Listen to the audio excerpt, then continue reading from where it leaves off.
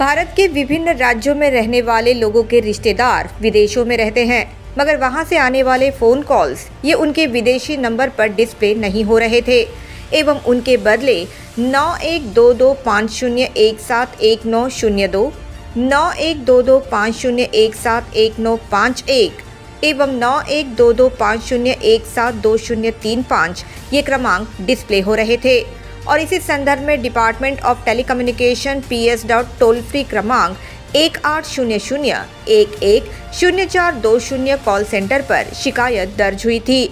ये शिकायत DOT की ओर से नवी मुंबई पुलिस को प्राप्त हुई थी।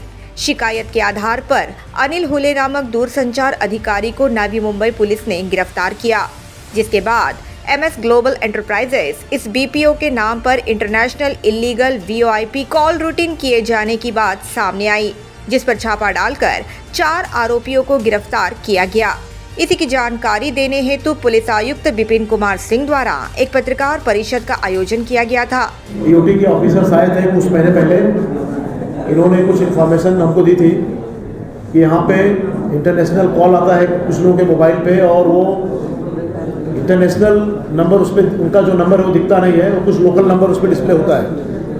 तो इनको डाउट था कि इसके पीछे कोई लोग इसके पीछे ऑर्गेनाइज तरीके से कुछ तो कर रहे हैं, जिससे कि इसमें सरकार का टैक्स नहीं देना है। और उनको भी था कि उनके जो रजिस्टर जो लाइसेंस जो लॉन्ग डिस्टेंस कॉल के जो एजेंसीज हैं उनको बाईपास करके कुछ लोग इंटरनेट का यूज़ करके इंटरनेशनल इलीगल जो VoIP जो सिस्टम है उसको यूज़ करके बोगस कॉल सेंटर कहीं पे चला रहे हैं, और वो इंटरनेशनल जो इनकमिंग कॉल हैं वो लोकल नंबर पे उसको राउट कर रहे हैं।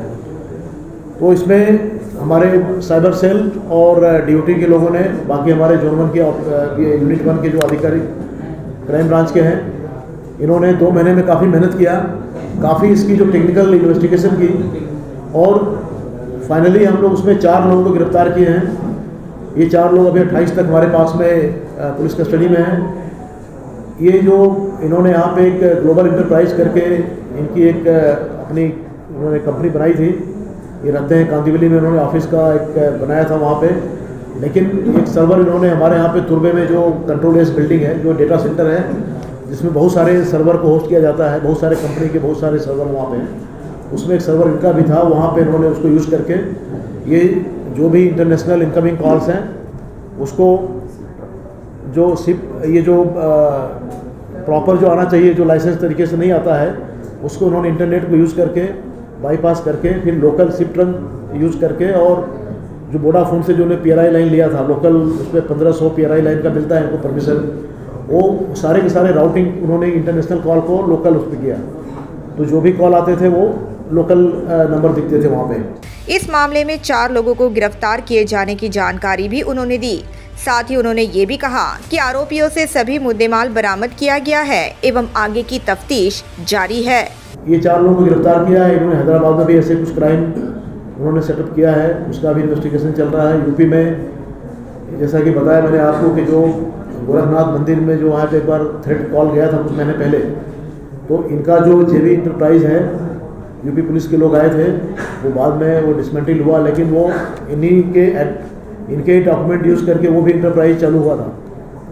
तो वो सिस्टम जो इनका यूज़ किया, किसने यूज़ किया है, किसने कॉल किया है, वो इन्वेस्टिगेशन यूपी पुलिस के पास है, वो उनके पास डिटेल्स होगा।